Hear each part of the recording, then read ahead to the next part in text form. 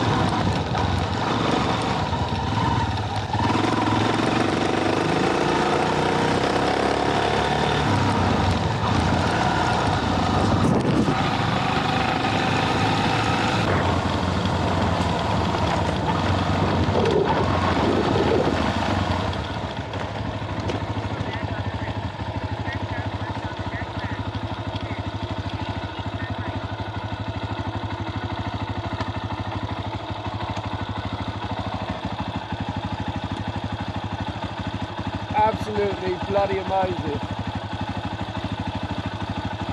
Absolutely amazing. So brilliant.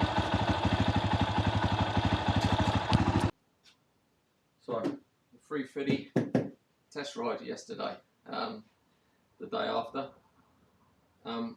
So basically, it was faultless. It was absolutely brilliant. My thoughts on the actual whether it's worth doing it or not might be a bit controversial, although I've gone through the process of doing it. Obviously, the bike has more power. So if you're going up a hill where normally you'd have to change down, you don't have to change down. One of the strange phenomenons to it was I'd be in what I thought was 5th gear, and I'd go to change up and 6th wasn't there. So I literally, this is being out after 20 minutes, and I literally had to stop and ride up to 6th gear, counting them, and ride back down again just to confirm I wasn't imagining it. There was 6 gears, but I was automatically in a higher gear than I would have done normally, because the torque was there and allowed you to do that, which is good and bad, because when you're going along a normal road and you're already in top gear, you're in what you think would be 5th gear and think, oh, I'll change up now. You're already in 6th.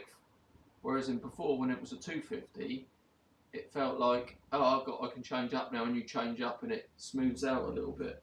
So that's a little bit of a strange thing. So yeah, so that's, I'm not sure whether that's good or a bad thing. At the moment, I'm thinking it's bad.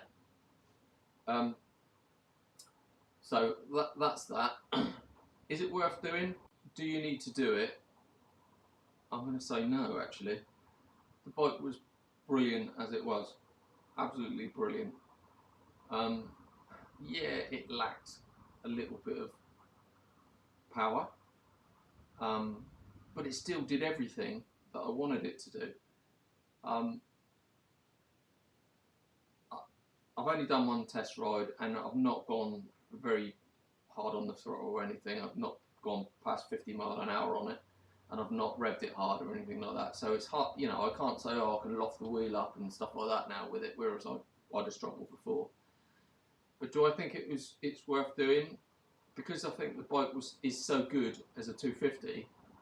I don't think you need to do it, if I'm honest with you. I'm glad I've done it, but it's not cheap to do. It's not. I'm not going into how much it costs, but it's not a cheap mod. You know, like the exhaust. I did the exhaust, and that cost me £5 for a little bit of tube, and I did it. That's nothing. I'm glad I did that as well, because that's obviously helped with the breathing of the 350. But it's brilliant. I'm going to keep you updated on what my next rides with it when it's running a little bit more. But I'm glad I did it. But do you have to do it? I'm going to say no. No, the 250 is brilliant. The 350 is great. It's a game changer, you could say, in that gives it a bit more grunt. But I've had plenty of enduro bikes with grunt, and that isn't the be all and end all. The power. It's the fact the bike can do pretty much anything. You just use more of the throttle.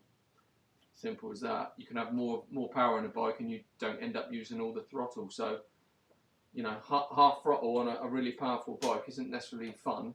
Full throttle on a bike, and where it's probably better, to be honest with you. So I love it. I love what I've done, but don't be thinking you've got to do this mod. You haven't. The 250 is a fantastic bike. Watch my next video.